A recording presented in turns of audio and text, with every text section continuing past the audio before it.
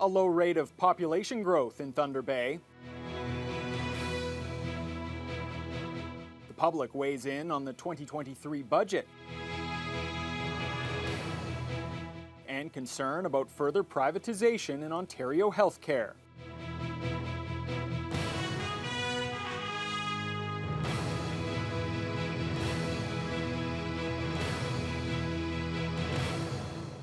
Good evening and thank you for joining us. Stats Canada has released its annual demographic estimates, and the numbers show that Thunder Bay had the lowest rate of population growth last year of any city with more than 100,000 people.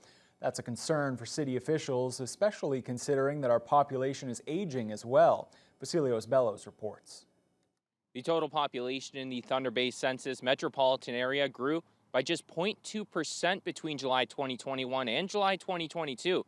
To sit at just over 125,000 people. That's the lowest growth rate among the 44 larger cities across the country, and as city manager Norm Gale explains, this trend is a cause for concern. Our demographics, our population is aging, and if this is not corrected and if there's no change to this, the day will come when more people are drawing services than there are people that are providing services. This is a serious strategic issue. The 0.2% bump represents a net increase of around 250 people. The net deaths versus births resulted in a population drop of 427.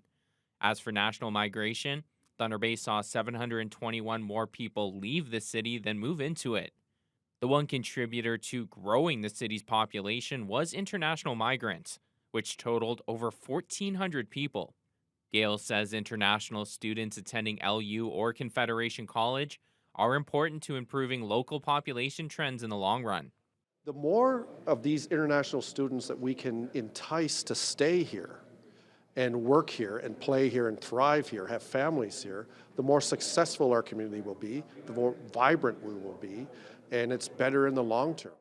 Looking at some other municipalities in Canada, Moncton saw the largest population growth across the country at 5.3%. Larger cities like Calgary and Toronto also saw significant increases, 3.1% for the former and 2.1% for the latter. As for some of our neighbors to the east and west, both Winnipeg and Sudbury saw both population gains of 1.5%. With the population somewhere in the 15% more than what we actually have. Mayor Ken Boshkov believes the Stats Canada numbers are not an accurate representation of the local population, as many people here tend to not fill out their census information. Boshkov says this causes financial issues in the city, where services are provided to people not officially in the books. We'll ride with 120,000, but we know, the police know, the hospital knows, the healthcare systems know, and even the mercantile areas know. It's more than that, and there's more people around, and if you spent 1 hour at City Hall, you would know there's a lot more people wandering around the city than actually meet any census. Vasilios Bellos, TVT News. The second budget meeting of the season was held last night at City Hall. Private residents and organizations had the chance to have their say. The list of deputants included the Chamber of Commerce, which is asking for the city to cap the tax levy increase at 3% before growth. We know that it is a big ask, but we also know that businesses are facing even more inflation in their businesses right now, as well as the lingering challenges of COVID and ongoing issues with inflation, with supply chain issues. I have not seen a cut to that degree after the budget proposal has been submitted. A move to 3% from where we are now would be, quick math, over $5 million. Another deputation was provided by the Waterfront Trail Rotary Community Action Team. They're asking for the city to set aside reserve funding for that project and a push for provincial and federal dollars as well. Project lead Warren Philp says the group wants to work directly with the city on the project. We don't want to be just adversaries saying the city's got to do this, the city's got to do this. We want to be partners with the city. So we brought forward a partnership proposal that we feel is quite compelling, where we're not only encouraging verbally and in writing that we want this done, but we want to raise money as well, private dollars, which we think are there. The next budget meeting is on Tuesday. Council will begin debating and proposing changes to the financial plan. As it stands, the proposed tax levy increase is 6.2% total and 5.6% after growth. Well, there's a growing debate today over for-profit healthcare services in this province. It comes amid reports that the government is set to announce it will allow more procedures at private facilities. Siobhan Morris has the story. It's a refrain repeated by the Premier on Wednesday. When it comes to healthcare, the status quo is no longer acceptable. We need to be bold, we need to be innovative, we need to be creative. Citing senior government sources, the Canadian Press reports thousands more surgeries will be performed at private clinics, the first step hinted at by the Premier. Knee replacements, hip replacements, cataracts, these are no-brainers that are backlogging the healthcare system. A former deputy health minister and hospital CEO says leaning harder on for-profit centers would be a mistake. It's going to cost more, where people will undoubtedly pay from their own pockets in an unregulated fashion, and where the kind of quality controls that are present in Ontario hospitals simply don't exist. Bell is not soothed by repeated assurances from the Premier. No Ontario will ever have to pay with a credit card. They will pay with their OHIP card. He says while hospitals have caps on how much they can charge for, say, upgraded lenses and cataract surgery, nobody is going to be looking over the shoulder of private operators who have a huge incentive to increase their profits. Ontario's College of Physicians and Surgeons is panning a greater role for private care. The group's registrar writing in part, many months ago, we shared our opinion that standalone surgical centers needed to be connected to the hospital system, and that this wasn't the solution to the healthcare crisis and would further tax the health human resources shortages, a concern echoed by Bell. Where are they going to find nurses? Guess what? They're going to recruit them from the hospitals. That was CTV's Siobhan Morris reporting there. The latest provincial figures show an increase in COVID-19 hospitalizations over recent weeks. As of Tuesday, 1,568 patients were in hospital receiving treatment for the virus. That's the highest figure since early November. The Ministry of Health says 107 deaths from the virus were recorded in the week leading up to January 10th. A Thunder Bay man who was arrested in one of the largest child porn investigations in the city's history has pleaded guilty to 8 charges. 28-year-old Skylar King appeared in court today. The crimes date back to 2018 and 2019. They involve 169 victims worldwide and more than 45,000 images on devices owned by King. The Crown is seeking a 7-year prison sentence, while the defense is asking for 2 years less a day. The matter has been adjourned until January 30th. The full story can be found on tbnewswatch.com. Underground gym owner Peter Panetta is searching for answers tonight.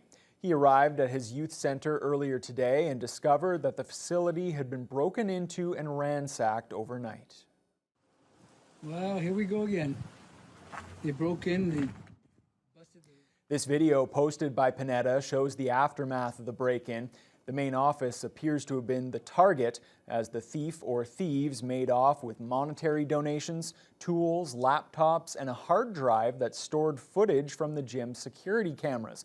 That has Panetta believing the culprit had prior knowledge of the facility. He views the incident as a byproduct of the desperation felt by the less fortunate that someone would take from the children to help themselves. It's sad. It's sad for the, that this has to happen, and it does happen. It's kind of an indicator of where our society is going, like when there's a need to fill, and it's a place like this that you're coming in to take what you need.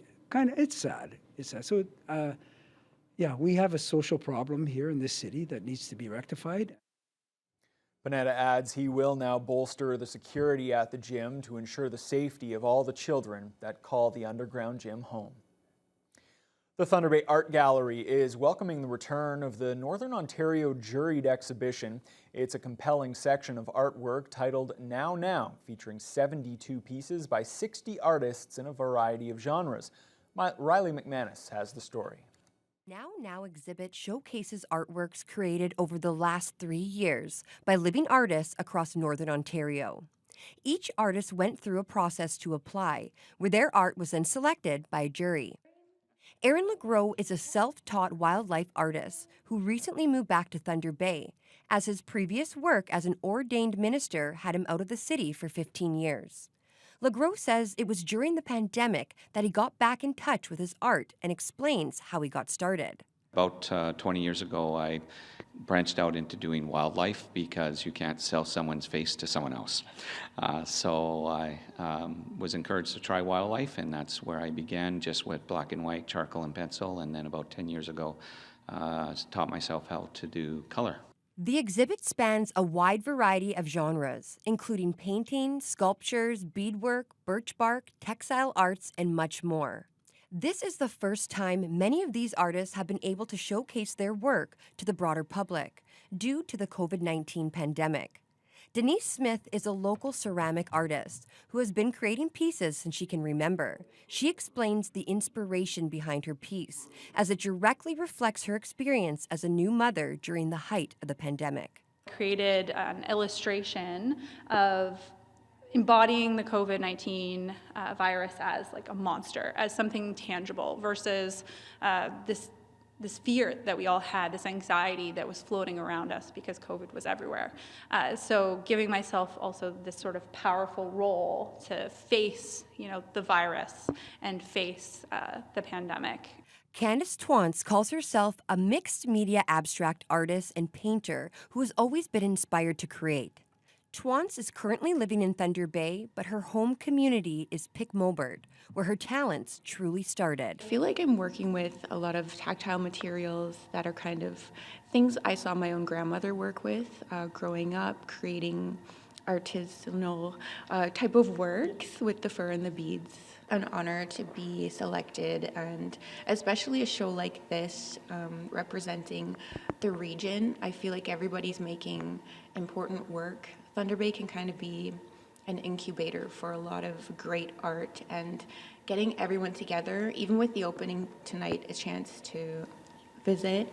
And especially, I know we're moving away from some of the pandemic protocols, and it's nice to be able to come together. The dozens of artworks in the Now exhibit can be seen until March 19th, here at the Thunder Bay Art Gallery. Riley McManus, TBT News. The last ship of the season has left the port of Thunder Bay. The Manitoulin was filled with grain at the G3 terminal yesterday and departed for the lower Great Lakes early this morning. Mike Lang wraps up the local shipping season. The bulk carrier, the Manitoulin, had the honors of being the last vessel of the season to leave the port of Thunder Bay. She left G3 around dawn Friday morning, transporting just over 20,000 metric tons of canola grain. The ship was bound for Windsor and was scheduled to pass through the Soo Locks before their closing for the winter on Sunday. G3 General Manager Carlo Lombardo is proud of his team's work in preparing for the port's last departure of the season. It's quite an achievement that the guys worked hard all year. We've had, it was a slow start at the beginning. We finished really strong. And we're just proud to be a part of this whole network. Thunder Bay's got a great shipping community. And yeah, we're really proud about that. Grain cargoes bounced back late in 2022 as the port's shipments increased by 33% in October compared to the difficult summer months that were impacted by the 2021 drought in the prairies. Port Director Chris Heikkinen says he's optimistic about the outlook for grain shipments in 2023. There was a very strong fall and right into the beginning of January shipping periods. So we're expecting more of that into the next season. So we think that those grain shipments will bounce right back up for next season. While the Manitoulin brings its grain to Windsor, that vessel behind Heikkinen is one of two that will remain docked at the port for the rest of the winter. The CSL Welland and Tim S. Duel arrived during the holidays and will undergo maintenance work at Kiefer Terminal so that they're ready to get back on the Great Lakes in the spring. Heikkinen says the wintering of vessels is crucial for both the port and the vessels themselves. The ships need this downtime to be able to undergo the important annual inspections and the maintenance work. And then obviously it provides work for fabricators and other types of industrial workers here in Thunder Bay. The shipping season typically resumes again in late March, but with the mild weather so far this winter, the first ship may arrive a bit sooner than normal. Mike Lang, TBT News. The Thunder Bay Auto Sport Club's ice racing series will kick off this Sunday afternoon. This winter marks the first time since the onset of the pandemic that racing fans will be able to attend, and organizers have a full schedule with a total of 10 race days. The ice races will happen every Sunday until March 12th at Mission Bay off City Road. 12 teams will participate this year, with some American drivers coming up on February 18th and 19th for the Don Kettering Memorial Races. Despite the recent mild January weather, Auto Sport Club President Gary Adamko says the ice is in perfect condition for racing. Well, the ice conditions, we've been monitoring it over the last, through December into January, and we have more than enough ice to get out there and get the cars rolling around. We set up the track last week, plowed the course, set up our sponsorship or advertising signs with our partners, and pretty well the site is 100% ready to go. The entrance fee is a monetary donation, and all races will start up at noon this Sunday. More information about the ice racing series can be found on the Thunder Bay Auto Sport Club's website. Well, Fiona, we've been talking for weeks now about how mild the temperatures have been. Today was the first day that it kind of felt like winter out there. Yes, it certainly did. And as you saw in the last story, plumes of mist coming out of people's mouths as they talk outside. And that's because we had an overnight low of minus 18, wind chills hit minus 21 in the early morning hours. And we warmed up to minus 9, which is maybe a degree off from the norm, so very seasonal. Minus 9 and a wind chill of minus 14. That's with winds very light, just 5 to 15 kilometers per hour, more or less from the west. Sometimes there's a little more northwest, sometimes a little more southwest, but for the most part, definitely westerly clouds. But a fair amount of sunshine. There were periods where it was mostly cloudy and periods where it was partly cloudy and periods where it was very sunny. So a mixed bag in the city of Thunder Bay. To the west, clear skies in Fort Frances at minus 10, and wind chills are currently sitting around minus 13. So they too are experiencing the cooler temperatures, but it's still above normal for this time of year. Their normal daytime highs are around minus 13, and that's where their wind chill is at. So they've got a little ways to go before they get into normal seasonal conditions. We've got minus 11 in Red Lake and Sioux Lookout under mainly cloudy skies. Wind chills there hovering closer to minus 17, minus 15 at this hour in Armstrong, minus 17 in Greenstone. They are definitely one of the cooler spots. Despite a lot of sunshine, wind chills were hovering around minus 19, minus 20 for a good part of the day. Marathon currently at minus 14, and Sault Ste. Marie minus 9, wind chills of minus 13 at this hour, but they're right on par for this time of year. Now here in the city of Thunder Bay tonight, we will drop down to a low of minus 14, so it's going to be milder than last night, although wind chills will feel like minus 17, and that's under partly to mostly cloudy skies, winds staying light from the west. And as we head into the weekend, well, it's going to be definitely milder. Temperatures are going back up for the weekend, starting on Saturday, and as it moves into Sunday and even Monday and Tuesday, we've got even milder temperatures that are going to push in, and we are expecting to be on the plus side before the weekend is over, and I'll have more details on that later on in the news hour. Okay, thanks a lot, Fiona. Well, we told you yesterday about a couple of tragic incidents across the country. First, there was that explosion in Quebec, north of Montreal. We know that at least 3 people are still missing, and a massive chemical fire in St. Catharines here in Ontario. And we now know that 1 person has died in that incident. We'll have full details as your Friday News Hour continues.